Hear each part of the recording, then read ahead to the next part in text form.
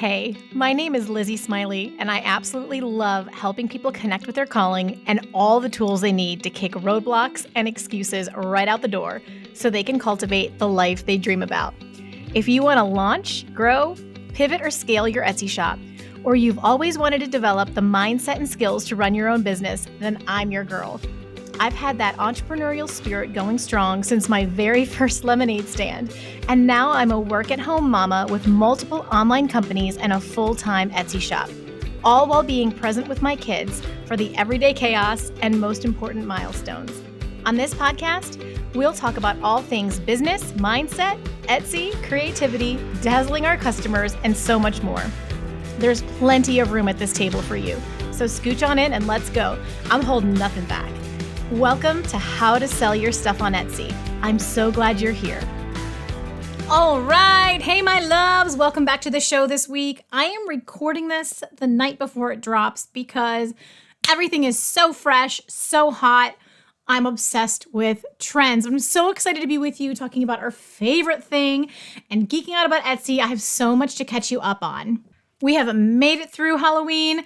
We are trudging our way towards Thanksgiving and Christmas. I hope you're having fun with Q4. I know that I am. My mock-up shops have been doing great. Especially I have one where I'm selling ornament mock-ups for the Printify ornaments. And I actually I sell those daily. I mean, it's nothing to like write home to mom about, but it's something that could be interestingly maybe scaled. But that's been super fun because people in the print-on-demand space are buying mock-ups to sell their ornaments. And then I have a brand new digital product shop that I launched on October 12th. And I want to tell you about it. Let me give you this update because I've got so much to tell you. But let me give you this update because I've jumped ahead already, which is classic Lizzie. We are in for a ride today, my friends. We are in for an absolute ride. So I decided, I don't even remember when, a while back now, I was still in Wisconsin. I'm just like, you know what? I am going to start a new digital product shop where I am not locked into any niche. I have more freedom, and I am going to build it to at least like a $5,000 a month shop because I want to show you A, you can, which means you can. P.S. I'm actually not that good of a designer. And B, new shops can still get ranked and do well on Etsy. We're just going to slash that whole like only the OGs make money. I want to dispel myths. I want to remove the glass ceiling from us. So that we're going to see. We're going to sink or swim together. We're going to find out. So I launched the shop October 12th, 2024. We were driving back to Texas from Wisconsin. It's a 3-day drive. It's my favorite because my toddler is locked down and he cannot get in my way. He can't tear anything up. And I can just be on my laptop. It's the best geek out ever. So I go ahead and I launch this shop.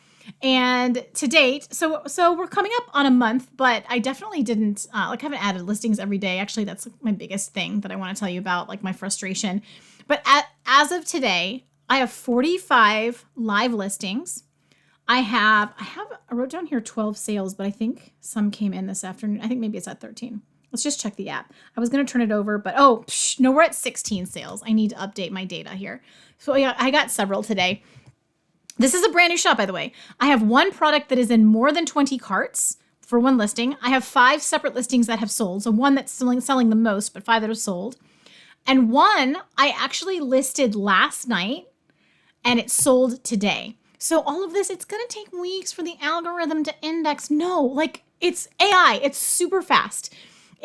Time can help, and it is good to have things up in advance, but it's obviously not necessary. Or something I listed last night that I didn't even think was that hot of a product already sold.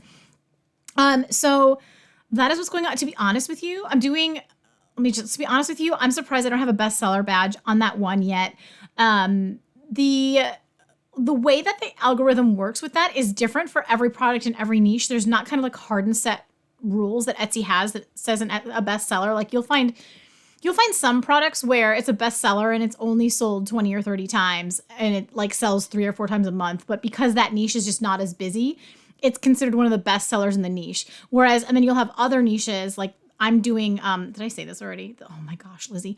I'm doing PNGs and Tumblr wraps that are made with AI and Canva and elements that I'm using from Creative Fabrica, some Kittl thrown in there. I'm, playing around.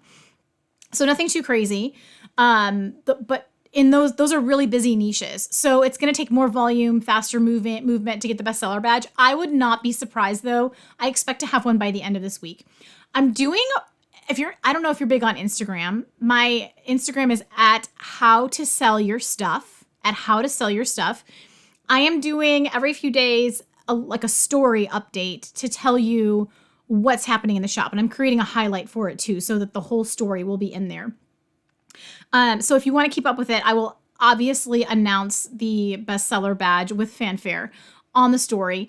But I hope that you'll join me on Instagram. I'm having a lot of fun over there, posting a lot of reels, just playing in that world. That's like a whole different story we could talk about. So, yeah, I'm actually going to do a dedicated episode probably in January for the new digital product shop. I'll have enough data by then to tell you. A lot of times those episodes do really well where I say I started an AI PNG Tumblr wrap shop. Here's what happened. Like, people love those kinds of headlines. And I mean, I can't help it either. I love those kinds of things. I want to hear what happened. So by then I should have some really interesting data.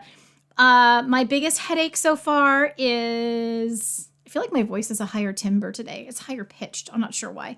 My biggest frustration is I can't get listings up fast enough. I really have a goal. Honestly, if you want to hear my gangster goal, it would be to have 20 new listings up a day. And I say that because Bailey Design Co., who is my friend, and P.S., she's on the podcast next week. We had so much fun. When she was launching her shop, which was PNGs and Tumblr wraps a couple of years ago, she built that shop to $45,000 a month on a digital product. And that is bananas to me. That is not even my goal. I'm not mad if it happens, but that's not even my goal. But she was saying in her high time there, she was publishing 20 new listings a day. For me, right now, the learning curve has been big, how to prompt the AI and setting up. I have so much to set up, and I'm honestly, like I said, I'm not that good of a designer. So I'm having to, spend a little more time. I think as I get better and as I get faster, I'll be able to get more up a day. But right now, 2 to 3 a day. Some days I don't even, because my toddler literally is feral in the best possible way. And sometimes I just don't. Between the podcast and everything else that I do, I just don't have time. So normal person energy over here. I have big goals, I have big intentions, and stuff gets in the way. And sometimes I can't meet that. This is how many listings I want to get up a day. But I am making sure that I am adding new listings regularly because it stokes the algorithm. You guys, it's so important. Okay, all that to say, I have a question. Let me add a caveat. All my ADHD girls are tracking with me, and everyone else wants to turn this podcast off right now. I love you guys so much. So I've interviewed this lovely lady, and her episode is airing not for a while, in sometime in December probably. And she was part of what really caught my attention on the Tumblr wraps, because I thought it was really saturated. Bailey would want to smack me for saying that. It's really not saturated. Honestly, nothing is. There's too many micro niches all over Etsy for anything to be saturated. I think one of the hardest things to sell would be jewelry, which is a tangent I could go off on, because I think it's harder to go after micro niches in jewelry. But if you could incorporate trends in jewelry, even that would be fine. So this girl that I interviewed started her shop in January of 2024. Yeah. And I interviewed her early in October 2024, and she was making, I think, I don't want to make up a number, it was at least $5,000 a month passive from that digital product shop. She was selling sublimation wraps and PNGs, exactly what I'm selling. I think her number was higher. It might have been $7,000 a month. Actually, it may have even gotten up to higher than that. I think I'm confusing stories though. So we're going to hear her story in a few weeks. But when I saw that, I was like, what? I've got to look into this. And that's what sent me down this rabbit hole.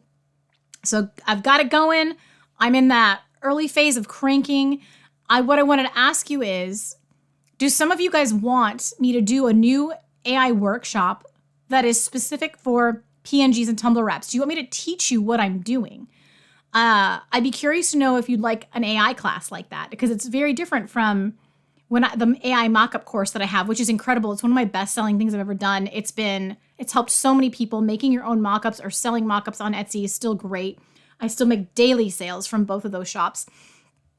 But this is different. PNGs and Tumblr wraps are different. So let me know. There is a link for you to drop your email address. You would not go into you're not going to go into my funnel. You're not going to go on my email list. It's just for me to send you a personal email from my Gmail to let you know there were enough people who were interested. Here's when it's going to be. And then I'm going to add a couple questions in there, like drop your email if you want me to let you know. And then do you want me to just show how to do the AI part? Or do you want me to show like how to find the trends, how to decide what to design, how to write the SEO, how to set up the listing? Do you want any of that? So please fill that out if you have any interest. You want to learn what I'm doing, how I'm doing it. I would love to do another AI workshop, but I just want to see, I'm not going to do it unless you guys want me to, right? Okay. More normal person stuff. I have to tell you the literal craziness that have been going on here for the past few weeks. I feel like I'm on the verge of kind of breaking through to a new level of like hitting my goals, and resistance always comes. What do they say? I actually hate the phrase like new levels, new devils. Ugh. But it's kind of true. Stuff happens. Let me tell you, because I know some of you are over there like, Lizzie, I can't do this. There's all of this is happening and I'm trying to run my life and then all these problems are happening. I need you to know what's been the last 2 weeks. And we're not even going to talk about the election and the distraction that is the election and the drama. I am so anti-drama. I am so anti-division and strife. I want to go back to the days where it didn't matter what our political thing was. We could still like have a glass of wine together and talk and like really listen to each other. That's what I yearn for. But anyway, so a whole bunch of different things happened. First of all, my payment processor canceled me for my website. They were just like, no, we're not going to work with you anymore. And that was a mess. I've had to spend all this time now getting a new one, which is such a pain. Like if you can't use the normal one that Stripe is what everyone uses. If you can't use it, you're going to have to jump through hoops. Everything is figure outable. Hello, I'm going to practice what I preach. But I've had to deal with that, and it's been weeks, and it's still not in place, and it's a whole situation. Number 2, if you're on my Instagram, you heard I had a bit of an email snafu where I was trying to remove. I did this whole thing. I sent out an email to people who hadn't been engaged with me in a while because I hate spam. I don't want to email you if you don't want to hear from me. I really don't. And so I was just like, hey, let me know if you still want to stay on the list or not. Did that, whatever. And then I go in to kind of clean up the list, right? Remove people who said they didn't want to hear or who didn't re-engage. Fine. I accidentally deleted 5,000 of you who wanted to hear from me. And I had to like click this acknowledgement being like, I acknowledge that that this is irreversible and whatever. And I'm thinking I'm going along normal and I deleted the wrong people. That's when I think it's going to get fixed. That's a whole situation. And then, was it yesterday or the day before? I got hacked on my LinkedIn. And it is still gone. They're trying to restore it for me. I still can't get in there. They changed my name to Katie. If you get some kind of random thing from me on LinkedIn, very few of us are connected, but it's not me. And I did not change my name to Katie. So here's the thing.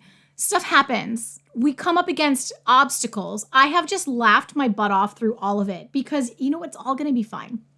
It's all going to be fine. But it does add a layer of stress, and it has slowed down me adding listings to my shop, and it has affected things. And I just think it's important to be really human with you and let you know that crud happens to all of us. And it doesn't matter how successful I might look to you or how much you want to, there are still challenges, obstacles. And this is why mindset is so important. This is why Jenny and I talk to you guys about mindset, because old Lizzie, if just one of those things happened, would be like ready to give up, so devastated, so heartbroken, so worried. And I literally cackled. I was just laughing. And it wasn't even like I'm laughing so I don't cry. I was just like, you know what? This is annoying. It's funny. It's going to be fine. Also, I don't think I need you to submit your email address again if you want to hear from me. Because I guess Kajabi's going to help me get those names back. But you may not hear from me for a few weeks. And I'll let you know in a future episode if you actually need to get back on the list if you're not hearing from me. Okay, but let's see. I need to get in here to the trend report, but let me tell you real quick about, if you haven't heard this yet, at the beginning of fall, I launched a new course because my massive, big 20-hour course, it's really hard for people to get through. It's too much information. I'm sometimes a bit of a details nerd, so I get excited when I see like every stone is unturned or no stone is unturned in a course, and I'm going to get to learn everything. It kind of gives me security, but most people get really overwhelmed. And so I thought I was doing a favor with all that information. But this new one, it's called 6-Figure Secrets to Getting Started on Etsy. It's less than 3 hours and it's no fluff. So it's everything you need to get started. Everything for physical products, print on demand, and digital products. I'm going to teach you how to find out what is in demand because that is so important. So many Etsy sellers that are new are just making what they think is cool, what they want to make instead of what's in demand. How to find and use trends in your listings because that is the way to fast success. That's the reason my new shop is taking off. It's all trend based. It's extremely important to success on Etsy. How to start your shop. I even have a click-by-click launch, for some people who are a little tech overwhelmed. I have my SEO strategy in there, how to find the micro niches where the opportunities are that are high demand, low competition, understanding the algorithm on Etsy, like so much more. It's bite-sized short videos, zero fluff. If you need that, if you need a basic intro course, if you need to understand Etsy, then you want to get it today because I have an introductory price on it. It's only $47, which is insane. It should be hundreds of dollars. Like you take this course and you could make hundreds of thousands of dollars on Etsy, but I want it to be affordable. We're in a time where things need to be affordable. And yes, we all deserve to get paid for the work we do, but I want to make it affordable for you. It's been open for a while though, so I'm going to be raising the price on Monday, the 11th of November. Grab it now if you've been thinking about it, if you want to learn that.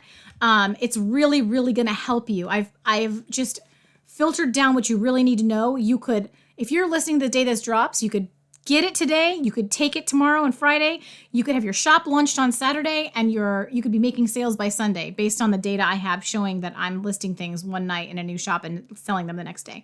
So massively discounted right now. Get it before the price goes up Monday the 11th. And that's a wrap on all that. Today we're going to cover Etsy's trend report, what they put out every October. I think they put it on the 31st or the 30th. They publish a report saying, here's what we're seeing as the official holiday trends. And then I'm going to go over my more detailed observations because I'm obsessed and it's so fun. So here's the first thing. The trend report from Etsy is going to be linked from the seller handbook article in the show notes, like everything always is. But I'm going to give you the overview of what you need. They don't make it nearly as detailed as it used to be. Number one, the first trend is Chrome Miss. That's right, Chrome Miss. Chrome is having a major moment this holiday season. It's everywhere from nails to decor. Chrome Miss is all about sleek, futuristic surfaces that feel fresh and unexpected for the holidays. Think reflective home decor that channels space-age chic and accessories that give you an out-of-this-world aura. Whether it's ornaments or cocktail glasses, the high shine finish will have you glowing brighter than your tree topper. We are really seeing all over the place, not just Etsy, a major rise in interest in Chrome. Chrome decor, searches for Chrome decor are up 3,756%. If you're in the decor space, run, don't walk. It's all about Chrome. Okay, here we go for jewelry. This is in a very difficult niche. This is a trend that you could incorporate and get some sales. It's up 104% searches for that. And then Chrome glasses up 40%. So if you do glassware, I wonder you could probably even do some engraving if you have that kind of machinery. Very interesting. The next trend, according to Etsy.com, is mythical medieval. It says channel your inner castle era with luxe pieces like copper gifts and wall art fit for royalty. Rich, dramatic fabrics like velvet and faux fur paired with fantasy-inspired elements such as folklore motifs and goblet glassware. Give your home and wardrobe a regal, timeless feel. So we're seeing jewel tones.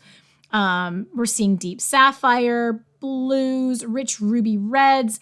And apparently, I don't even know what this is referring to. Maybe it says a popular witchy musical set to bring back emerald green in a big way. Magic is definitely in the air. I feel like emerald was last year's color, but maybe I am behind the times and something like Wicked is coming out again.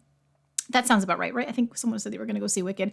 Anyway, the point is they're expecting emerald green to become more popular. We will see. Chunky jewelry searches are up 85%. Mystic, medieval, or goth wall art is up 24%. Folklore dresses up 19%. The next trend is pastoral prints. This is so cool. Like Western is just here to stay for now, and I'm so happy about it. Being like a South Texas girl over here. So our obsession with Western style is riding strong this holiday season with cow prints making a comeback in a big way and emerging as a surprising new neutral. So rather than it being your flashy thing, it's a neutral thing. From statement rugs to cozy, that's funny to call it neutral and then say statement rugs, to cozy accessories like cushions, throws, and even stockings, the trend offers a touch of yeehaw in a chic, understated way. Oh my goodness, Etsy. Western tote bags searches are up 406%. So my purse makers, I know several of you, Western tote bags, look into that keyword, see what you can do there. Suede bags is 205%. It's interesting because they're talking about pastoral prints, but they only have the percentage increases for bags. I'm seeing it though all over the place in the digital space as well. Especially this past week, I'm seeing it past like cow prints, animal prints, trend combined with the holiday thing. Like there was this PNG file that was a bestseller. And I'm sure it was made with Midjourney with some AI. It was a pumpkin and it had like a coquette bow on it, but it wasn't pink. The pumpkin and the bow were all kind of splashed, I'm going to say, with cow print. Super interesting. So we're seeing it show up everywhere. Interesting that they're just giving us the data for the bags. The next trend is charmed life. So charms are in. Layering on charms is in. Whether it's charm bracelets, so jewelry people, I go and I say your niche is super saturated and here it is blowing up. I stand corrected. Whether it's charm bracelets, charm adorned handbags, or even charm decorated tree ornaments, this trend is turning everything into an opportunity for self-expression. Vintage charms up 305%, charm necklaces 156%, charm cups 51%, bag charms 65%. If I was selling charms, I would take this very important piece where they're talking about the vintage charms and charm necklaces and cups and bags and whatever on the rise, and I would trend combine with the trends I'm going to talk about here in a little bit when we go into my version of the report and what I am seeing everywhere, because there are certain elements that are key for the upcoming holidays and then just key on the platform generally that combined with charms could really, really help a Etsy shop that sells jewelry. The next trend is heirloom era. Enter the heirloom era where timeless treasures and vintage-inspired finds are stealing the spotlight. Whether it's hand-embroidered napkins, jewelry steeped in history, or patterned porcelain dishes that channel a certain fictional pasta-making grandma. This trend celebrates meaningful gifts meant to be passed down. They're like undercover pop culture references are sending me. A standout new heirloom Christmas Eve boxes, which saw over 1 million searches on Etsy in 2023. I did not even know that. So vintage style items up 181%, vintage sold gold jewelry 79%, personalized pet portraits up 80%. All right, I gotta say this because I'm obsessed with SEO and all of that. Here's something you need to know about the word vintage. Everyone is searching for vintage, like shoppers are. It's a huge trend. And there's this whole issue that it's a category on Etsy. So the second you type the word vintage with anything in the search bar, a filter is going to be applied looking for things that are classified as vintage items, meaning 20 years or older. Even though we are, like, the word vintage is being used for, PNGs that have Santa on them.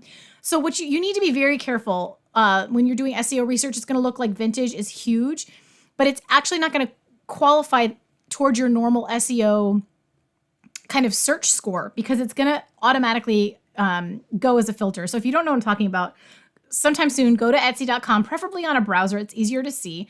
Type in like vintage Santa. And what's going to happen is you're going to hit enter. And then the word vintage is going to be gone from your search. It's just going to say Santa. And if you look a little below the search bar, there's going to be a tag there. There's going to be a filter set for vintage. So it's not going to catalog the whole keyword with vintage in it. So yes, people want it. Look for other words like antique or, if it's appropriate, retro that you can also use in your SEO to classify something as vintage. You can still have the name on your title. I think it's good for the customer experience for them to see vintage there. Just know that it's not going to help your SEO ranking. And I hope I didn't confuse you more than I helped right there. The next trend is nature reborn. We are just seeing nature continue to be a moment, and I hope it stays forever. From upcycled wood pieces to dried fruit displays, this trend celebrates the beauty and tranquility of nature, perfect for the eco-minded shopper. These gifts and decor items bring the calm and simplicity of the outdoors inside, creating a peaceful, grounded holiday atmosphere. Wooden furniture searches are up 69%. So my furniture people, that's great for you. Wood decor up 10%, leather bookmark up 42%. That pretty much summarizes Etsy's trend report. Like I said, they have simplified them a lot compared to what they used to be, but I think it's maybe, I don't know, better. I think before it had a lot of fluff that wasn't very helpful. But here I want to talk now about, I have done like a ton of trends study on Etsy, both for my own shops, but also for the weekly trend report I've been sending. I had some emails recently from people being like, hey, did you ever start that? Because I had talked about it for so long. And yes, I have been running the weekly trend report since September. So if you have no idea what I'm talking about, I send out an email to a weekly subscriber list that has a video on how to find trends. So it's going to be like an overview of here are the things that are trending on Etsy. Here's how to apply them. Here's what you can trend combine. It's going to give you so many ideas of what is hot right now. And the more that you incorporate trends, the faster you can get sales. And I will tell you, this is something I used to resist because I felt intimidated by it. And so that is why I am here. You don't need to be intimidated by it. I am happy to literally show you what I am finding so you don't figure it out. But this is kind of interesting. So I just had somebody who'd been on for a few months email me to cancel their membership. But here's what they said. She said, Lizzie, I've learned so much from watching these videos and watching you do it that I know how to do it myself now. And so I'm going to cancel, but I want to thank you. Like, this was unbelievably helpful and taught me everything that I didn't know how to do. You guys, this is what I live for. Like, I am here to empower you, to give you what you need so you can go out into the beautiful world that is Etsy and just slay and not even need me. Like, let's just be friends. Come on the podcast, share your success story. So, what I send out the trend report, and then I also provide 5 product opportunities. So if you're never sure what to sell, you don't know what would be hot, I give 5 opportunities. Some of them are going to be print on demand, and some of them are going to be digital products. I kind of rotate each week, 3 and 2 of each. And they're going to be high demand, low competition. So instead of going after like a mom shirt that's going to be super saturated with hundreds of thousands of competing listings, I am finding you like that micro niche mom shirt. And I'm saying here, this is what you create. This is what you design for because there is the demand here. So I'm showing you what they are. I'm showing you how I found them. I'm showing you the data. And just like our friend who canceled their membership because they are now empowered to go search themselves. I'm so excited for her. I'm so excited for you. You can get the trend report and learn. I have a coupon code, KEEP20. So if you put that into when you check out, you will save $20 on your first month of membership. Also, because I've had so many tech issues, I haven't been able to fix this yet. Right now, when you create an account, you're going to be able to see every trend report and product opportunity since early September. Weeks upon weeks upon weeks of opportunities and trends. And down the road, that everyone's going to, just when people enroll, they're just going to get then forward. They're not going to get the back. But for right now, my loss is your gain. Like, jump on it.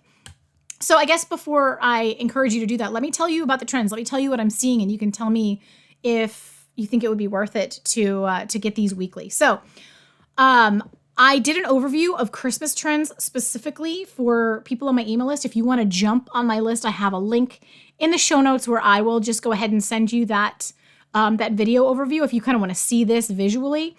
It's only for Christmas, so I'm about to talk about Thanksgiving and then also overall trends, but it will still kind of help you see visually what's going on. Thanksgiving. This year, the elements that we are seeing, it's very cute, is pumpkins, of course. That's just duh. Lots of vintage pumpkins. We've got like glitter pumpkins, watercolor pumpkins, everything trend combined pumpkin. The next big one is pumpkin pie. I think it's so funny. There's this cute shirt that's sort of mimicking like the Pac-Man thing, but it's like a pumpkin pie with a piece cut out that's sort of like the Pac-Man mouth, and then there's little whipped cream dollops that the Pac-Man pumpkin is going after. It's not like this isn't legal advice, but it's not like an IP violation. There's nothing Pac-Man about it other than if you ever played, you would totally connect that in your head. It's brilliant. We're seeing cute elements like turkeys, and a lot of pumpkin pie slices, and then just fall elements is falling into the Thanksgiving. I suggest that you go on Etsy and maybe search Thanksgiving t-shirts, filter by bestseller, and you can see more of how that's being applied. I don't know when you're going to listen to this, but my guess is for a lot of you, it's going to be too late to do with Thanksgiving. So we're going to pop up into Christmas. The biggest elements I'm seeing for Christmas are Christmas trees, but minimalist. So they're typically not going to be very ornate. They're not going to be super decorated. We're seeing a lot of plain evergreen trees or very, very simple baubles or something like that on it, or ribbon wrapped around it, or just lights on it. Very, very minimalist. This year, it's all about gingerbread men, completely adorable. I love it. I don't remember that in previous years as much. They're everywhere. Same with nutcrackers are very, very in. And then Christmas tree cookies. So if you ever had one of those, I think they're by Hostess or Little Debbie or something. And there are these little cookies that are like, I guess they're kind of cake. They're kind of, right? Christmas tree. Yeah. They're like your kind of standard Little Debbie wrapped in plastic thing. And it's dipped in white chocolate and has, it's not even sprinkles. I guess it's just coloring on it that makes it look like a Christmas tree.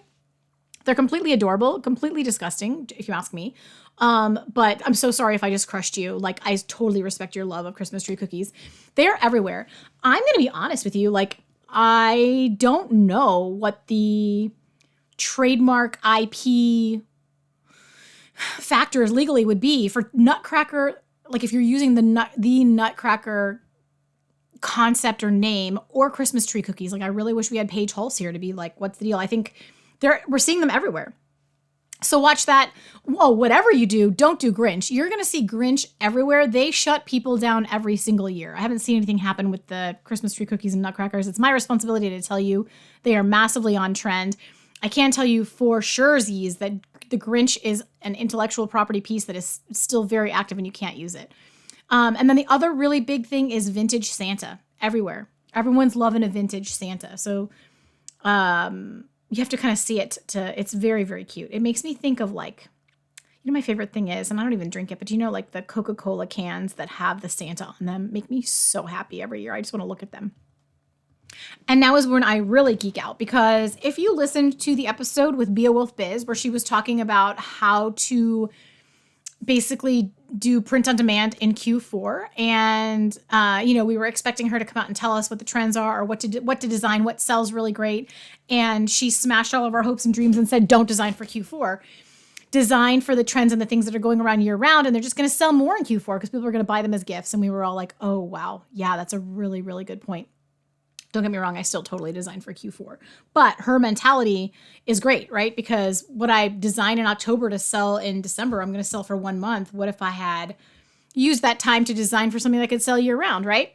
So now we're going to talk about the overall trends, what I am seeing everywhere. This has just been like super, super fun. So the first one, where like literally you have to have been under a rock if you haven't seen the coquette bows everywhere. Please don't feel bad if you have no idea what I'm talking about. Like just a few years ago, I would not have known what the trends were at all. So the coquette trend is a very feminine, delicate touch. It's typically presented as a very, very feminine pink bow. And that has been just gone in every single direction. And it's just now the bow represents coquette. So we are seeing it, like I said before, like that pumpkin PNG that has the cow print, but then has the bow on it. We are seeing bows everywhere. So anything that you sell or design that you can incorporate coquette themes into, you will do great. If you want to take a look at it, go on Etsy, maybe search like, I don't know, coquette PNG, coquette shirt, something like that. And you'll see lots of examples. Coquette is spelled Queette. And it is absolutely everywhere, pervasive. The next thing we're seeing everywhere is embroidery. If you'd asked me a year ago, I would have thought by now, I considered buying an embroidery machine and starting a shop for Robbie to do embroidery. I know I've been talking about that forever. We are finally honing in on a shop for her. But I was like, I'm worried that embroidery is going to be flash in the pan. I don't know if it's like going to be here to stay. Oh my gosh. It is only growing, getting better, doing great. It's everywhere. And shops that sell embroidery are able to kind of take off because it's a harder thing to do. Oh, I will also add, now you can get embroidery through print on demand. I have not tested it. I have not gotten samples. That'd be so fun. I should try it. I'd be very curious to see also. So just like email me or DM me if you have done embroidery with print on demand and let me know your experience. Let me know what your thoughts are, what you thought the quality was, because that's going to be the big issue. I want to say, you have to kind of look at the different providers. Also, like side note, did you see that Printful and Printify are merging into one company? bananas. I know no more than that at this point, but it was announced a couple days ago and our heads are all spinning. I think Printful had more embroidery options or better embroidery options than Printify. So Printful for embroidery, but look into it. See what they've got. Get samples is the biggest thing. Embroidery everywhere. Other big niches, the Christian Bible-inspired niches everywhere. They are very, very good at trend combining, and I feel like they're on the first page of anything that's not vulgar for search results. Vintage vibes on everything, like I told you. Watch your SEO with that, but everything with vintage vibes is doing great. We're also specifically seeing retro 70s flowers, 90 retro elements, all of that kind of together in the same, in the same world. We are seeing Western continue to thrive, as I mentioned earlier. Another really big niche that just constantly has just bestsellers on page 1 of search are for the book lovers. So designs that incorporate anything from like the Bookstagram, book talk, just book nerd niche. They are voracious for their things that celebrate their bookishness. Always a big niche, always awesome to trend combine, trend combining book stuff with coquette, trend combining embroidery with book stuff, trend combining Western with book stuff. So smart. And then also, just like any of that trend combining does so well. Raccoons are stinking everywhere. It's so funny. Like there's a bunch of animals that are that kind of trend. Raccoons have just taken over. The trash panda is winning like no competition. Highland cows also do okay. Barnyard, just generally, farm animals, super popular. Chickens are always big. Dogs and cats are always big. And dinosaurs have kind of been having a moment. And otherwise, you see things like butterflies and moths. And is there any other animal I wanted to... There's a few others that are smattering here and there, probably not noteworthy enough. The next thing is, I said retro, line art minimalist botanicals. I'm seeing it everywhere. Like even new shops are coming out with really, really delicate line art stems, flowers, wildflowers, or I should have specifically added wildflowers everywhere. But very, very delicate. And we're seeing them both in neutrals, which is kind of where they started, like neutral tones. We're also seeing it in spicy, like hot pinks now too. So people are taking that minimalist botanical vibe trend and combining it with like the real colorful avant-garde neon trend. Super interesting.